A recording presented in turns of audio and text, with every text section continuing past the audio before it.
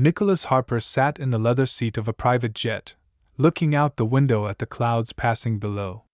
He hadn't been back to his family estate in a long time, and now his thoughts were filled with memories of his childhood, of the days when life seemed simpler, when there were no business meetings, multimillion-dollar deals, and constant pressure from others. Back then, he cared about only one thing: getting to the kitchen, where it always smelled of freshly baked goods, where the warm smile of his nanny Mabel was waiting for him. "What are you thinking about?" a voice said nearby. Nicholas turned his head and met the gaze of his wife, Isabel. She looked as flawless as ever. Her long blonde hair was neatly styled, and her expensive designer suit emphasized her slender figure. Her slender fingers played casually with a glass of champagne, and her face wore an expression of mild, bored interest. "Just thinking about home," he replied. Isabel chuckled. "I can't believe you speak so warmly of this place. From what you tell me, it's an old mansion full of useless junk." Nicholas didn't answer. He knew that Isabel had always looked down on his past. To her, their suburban New York mansion was nothing more than dust on his reputation, something that should have been sold and forgotten long ago. The plane landed, and soon they were driving along the winding road leading to the estate. Nicholas looked out the car window, observing familiar landscapes. Old oak trees, a small church at a fork in the road, a field where he once played football with his friends. All this awakened nostalgia in him. As the car pulled into the driveway, the Harper family estate came into view. The Victorian home, with its tall windows and wide columns, looked as stately as it had in his childhood. "Well, at least it doesn't look so bad from the outside," Isabel drawled, looking around the mansion.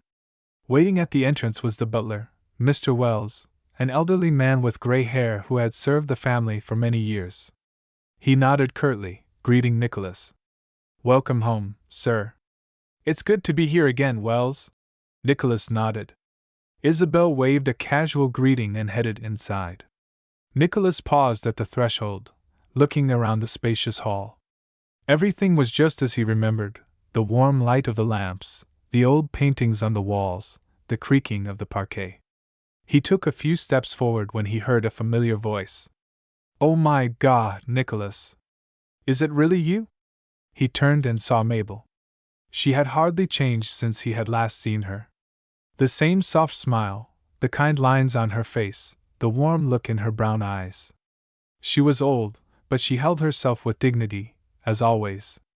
Nicholas felt his heart clench with tenderness. "Mabel!" He stepped towards her, and then, forgetting about everything, hugged her. She laughed, patting him on the back. "You've grown up, my boy. And you've become so important." Nicholas chuckled. "Not so much that I forget who always baked the most delicious pies for me." Mabel smiled, but there was a hint of sadness in her eyes. "It's been so long since you came." "I know," he said guiltily. "But now I'm here." It was at this moment that Isabel approached them. "Oh, who do we have here?" she drawled, looking at the older woman with mild disdain. "This is Mabel, my nanny." "She raised me," Nicholas said warmly.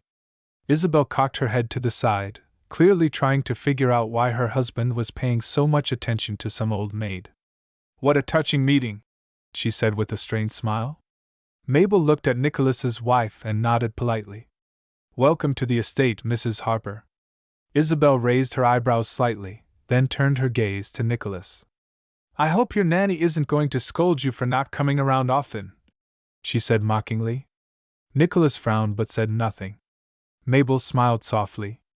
"Oh, he knows that we will all always be glad to see him here." Isabel just nodded indifferently. "Well, I'd like to see my room." She turned and walked up the stairs, leaving Nicholas alone with the nanny. Mabel touched his arm gently. "Don't be offended, dear. Some people just don't understand the value of the past." Nicholas sighed. "I know, Mabel. I know." But deep down he already felt that his wife and his home were two completely different universes. The next morning, Lily woke up earlier than usual. The house was quiet, except for the muffled noise coming from the kitchen. Mabel was already busy preparing breakfast. The smell of freshly baked cinnamon rolls filled the entire house, causing a warm nostalgia. Nicholas got dressed and headed downstairs. He loved this time of day, when no one was downstairs yet and he could sit quietly at the kitchen table with a cup of coffee, watching the sun slowly rise over the estate. But as soon as he entered the kitchen, he felt tension in the air. Isabel stood at the center table, her arms crossed over her chest, and in front of her, her head slightly bowed, stood Mabel. "I don't understand how you still work here," Isabel said with a grin, looking at the older woman. Mabel calmly wiped her hands on her apron and looked at her. "This is my home as well as yours, Mrs. Harper," she replied softly. "Your home?" Isabel laughed, but there was contempt in her voice. "Do you really believe you have any significance here?" Nicholas tensed. He had expected his wife to be cold to the servants, but such open disdain was an unpleasant surprise. He took a step forward. "Isabel, what's the matter?" His wife turned to him with a smile, clearly not expecting him to intervene. "Nothing special, dear," she shrugged lazily. "Just trying to figure out why we keep unnecessary people here." Mabel only lowered her eyes, but Nicholas saw how deep resentment flashed in her gaze. "Unnecessary?" His voice became colder. "Yes," Isabel nodded, as if it were the most obvious thing in the world. "I think it's time to update the staff. This is our home, after all, and I think it needs a change." Mabel didn't say anything. She simply turned back to the stove and continued cooking, but Nicholas knew her heart sank at those words. He looked at his wife for a long moment. "Mabel is not just a servant," he said quietly. "She is part of our family." Isabel snorted. "Family? Nicholas, are you serious? She's just an old woman doing her job." He clenched his fists, trying to restrain himself. "I wouldn't be who I am without her," he continued. "She took care of me when I was a child, helped me when no one else could." Isabel tilted her head to the side, watching him with mild surprise. "You're so protective of her, like she means something to you." "She means more to me than you can imagine," Nicholas replied sharply. There was silence. Isabel looked at him thoughtfully, then looked back at Mabel. "I wonder," she said. "Well, since you value her so much, I hope she really justifies your trust." With these words, she turned around and walked out of the kitchen, leaving behind an unpleasant aftertaste. Nicholas ran his hand over his face and turned to Mabel. "Forgive her," he said quietly. She smiled slightly, but there was sadness in her eyes. "I'm used to it, dear," she answered softly. "But I'm more worried about something else." "What?" she sighed. "I'm afraid you're starting to see her for who she really is." Nicholas remained silent. For the first time he wondered, did he even know his wife? Since the incident in the kitchen, Nicholas had been haunted by unsettling thoughts. He had always known that Isabel was arrogant, but until now he had perceived it as a character trait, something that did not concern him. Now he saw this trait in action, and it concerned not only him, but also the people he loved and respected. He decided to forget about it for a while and spend the day as he had planned. A walk around the estate, meeting old acquaintances, visiting the old library, all this should distract him. But even as he stood in the room full of books where he had once spent so much time, his thoughts returned again to Mabel and how his wife had humiliated her. During the day, he decided to look into the kitchen. Usually at this time, Mabel would be baking something delicious, and the aroma of fresh bread would spread throughout the house. But when he entered, there was no usual coziness in the air. Mabel was standing at the table, carefully folding a tea towel, but by her hunched shoulders, he could tell that she was upset. "Mabel," he said quietly. She turned to him and tried to smile, but he could immediately see that it was forced. "Oh dear, did you want something?" Nicholas frowned. "I wanted to ask how you feel." She waved her hand as if to dismiss his concern. "Don't worry about it, Nicholas. I learned a long time ago not to take some people's words to heart." "But it was unpleasant for you," he said bluntly. Mabel sighed and sat down on a chair, rubbing her hands tiredly. This isn't the first time, dear. I've met people like your wife. People who think their position in society gives them the right to humiliate others. Nicholas sat down opposite. And you just remained silent? What should I say? She asked softly. I know who I am. I don't have to prove anything to people like her. Nicholas felt anger flare up in his chest. He couldn't understand why it bothered him so much. But it hurt him beyond measure to see the man who had always been a symbol of kindness and caring to him being treated like this. Mabel, if she says anything again. Nicholas, she interrupted. You can't change people. They either respect you or they don't. He pressed his lips together. Then maybe I chose the wrong woman? The words came out of nowhere, and he immediately realized that he had said what he had been afraid to think out loud. Mabel looked at him carefully, her eyes suddenly becoming softer. Only you can answer this question, dear. Nicholas nodded, but inside he felt something crack. For the rest of the day, he tried to act as if nothing had happened. He walked around the estate, chatted with the gardener, even stopped by the stables where he had learned to ride as a child. Anything to distract himself. But every time he found himself alone, Mabel's face and Isabel's mocking grin appeared before his eyes. Later that evening, he ran into his wife again. She was sitting on the veranda, sipping a cocktail and scrolling through her phone. Darling, she drawled as he approached. You've been walking around all day looking like someone died. Nicholas sank into the chair opposite and crossed his arms. I don't like the way you behave with Mabel. Isabel raised her eyebrows. Are you serious? Yes, seriously. She sighed and put her phone down. Oh, Nicholas, let's be honest. She's just an old woman who's used to being a servant. I don't understand why you're so protective of her. Because she is not just a servant. Isabel smiled, but there was no warmth in her smile. You are too sentimental. Nicholas looked at her and suddenly realized something frightening. She never understood him.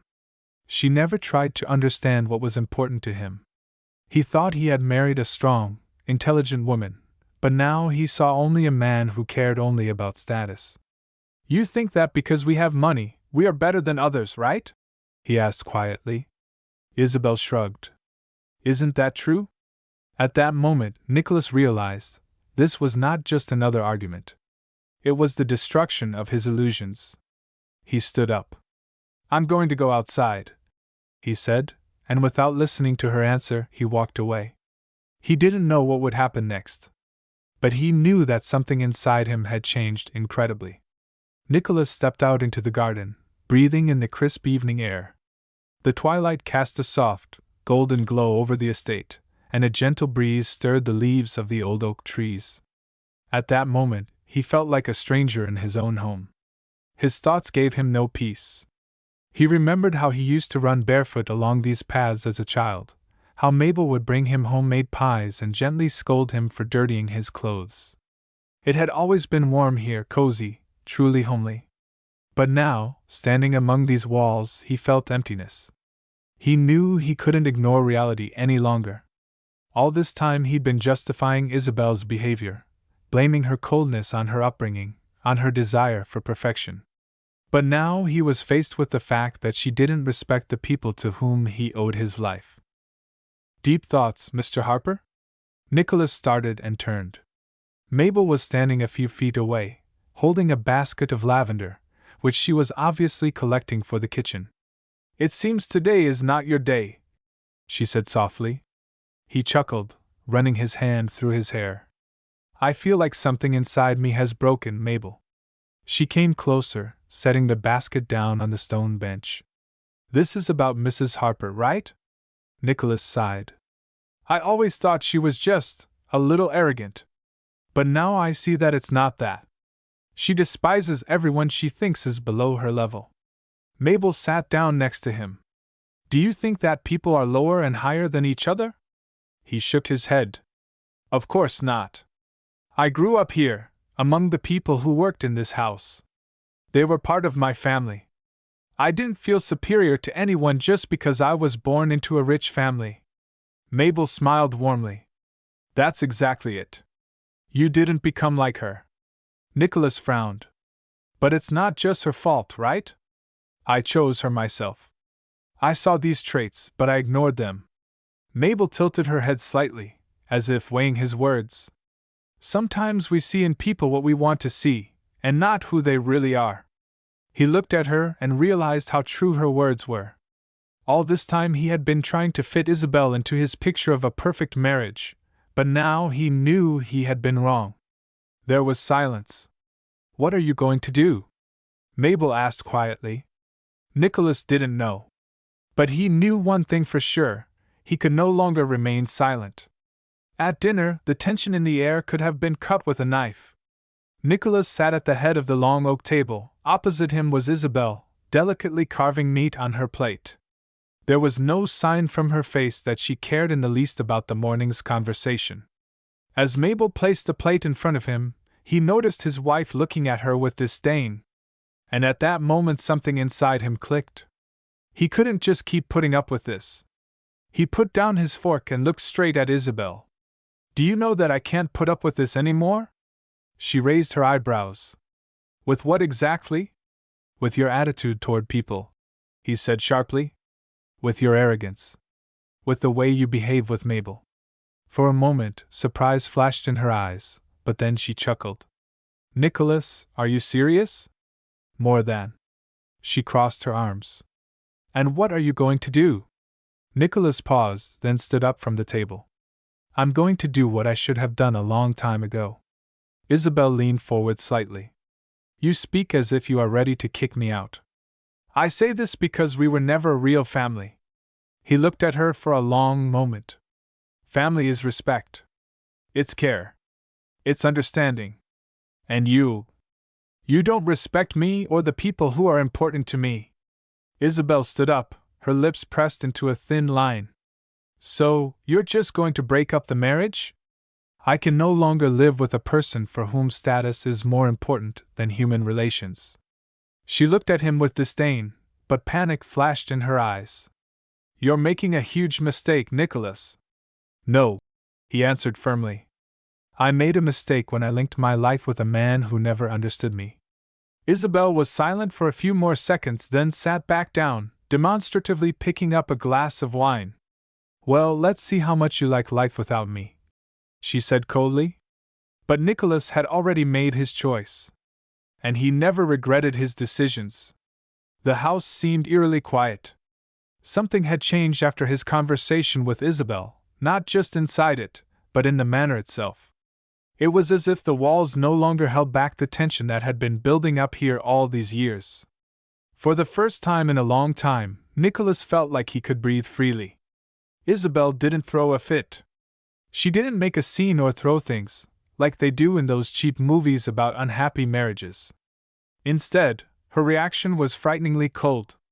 She simply put down her glass, gave him an icy look, and then stood up and walked calmly out of the dining room. As if he was an empty space for her. But now it didn't matter anymore. The next morning, Nicholas got up earlier than usual. The house was unusually quiet, no commands from Isabel, no calls from her, no irritated sighs about it being too provincial. He went downstairs and saw suitcases at the door. Isabel sat in the hallway, her posture impeccably straight, her legs crossed, her phone in her hands, idly scrolling through her news feed. I'm leaving, she said without looking up. Nicholas nodded silently. I think this is the right decision. She snorted. Oh, believe me, my dear, I have no doubt about it. She finally looked at him. I hope you don't think you'll be better off without me. He chuckled. I don't want to be better. I just want to be myself.